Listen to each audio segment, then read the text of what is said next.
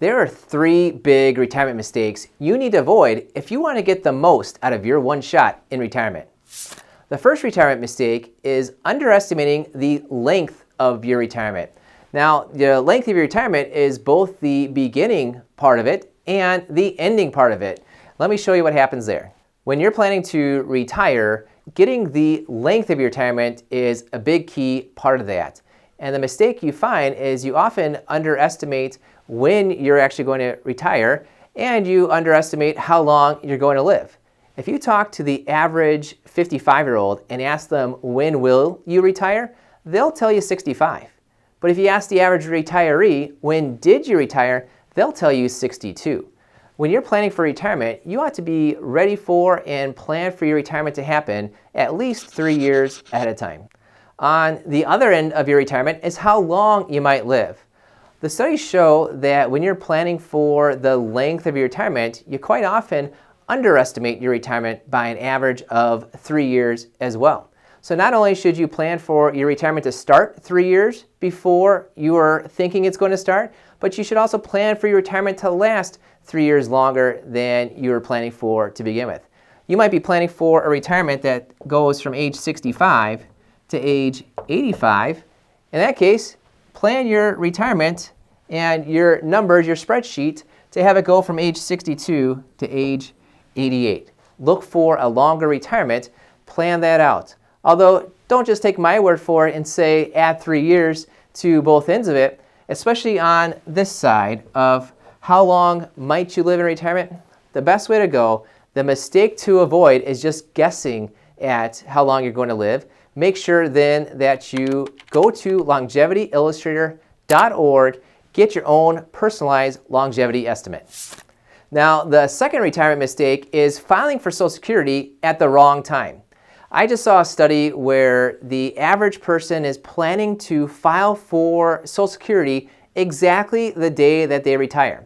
When you're planning for your retirement and you're planning to take your Social Security, you might think that those two are absolutely linked together. Those are two separate decisions. You ought to retire when you want to and you can afford to. You ought to file for Social Security when it gives you the best chance at the most money over your lifetime.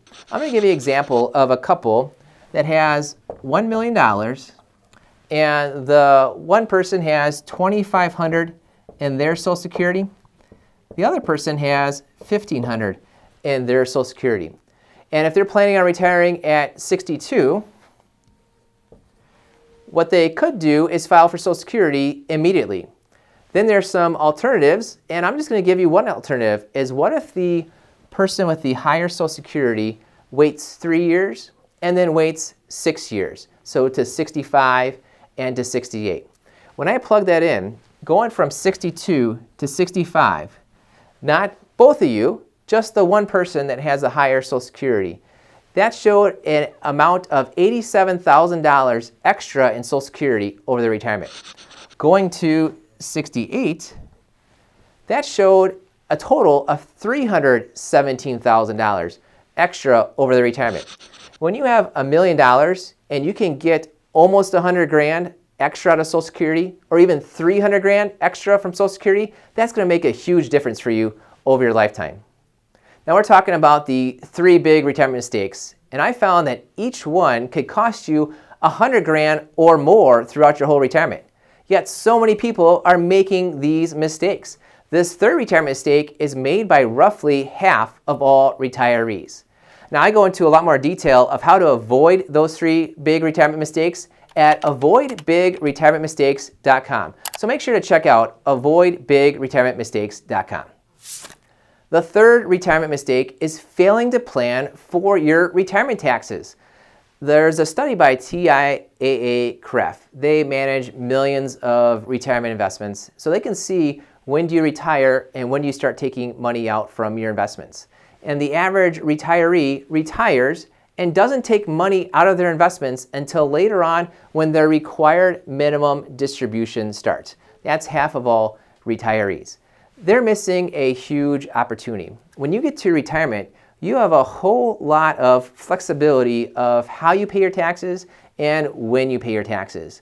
Grabbing on to that flexibility taking that control that you have can help you and save you hundreds of thousands of dollars in your taxes. Imagine how much more you can spend if that money's not going to the government. Now, when we take a look at these options and how can you actually plan for your retirement taxes, keep a few things in mind. You have a lot of control over the timing of when you pay the taxes.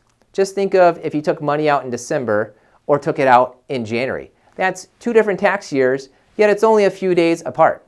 You have also a lot of control over which accounts you take money from. You might have savings accounts and brokerage investment accounts. You might have traditional IRAs and Roth IRAs. There's 4 different types of accounts and 4 different tax situations. So go ahead and when you plan your retirement, take control of the way that you can pay your taxes. I go into exactly how to go about paying less retirement taxes in my next video. I'll see you there. Hi, I'm Jeremy Keil, owner of Keil Financial Partners. And if you're interested in seeing how we help our clients get more income, pay less in taxes, and avoid big retirement mistakes, make sure to go to keilfp.com. That's KEILFP.com.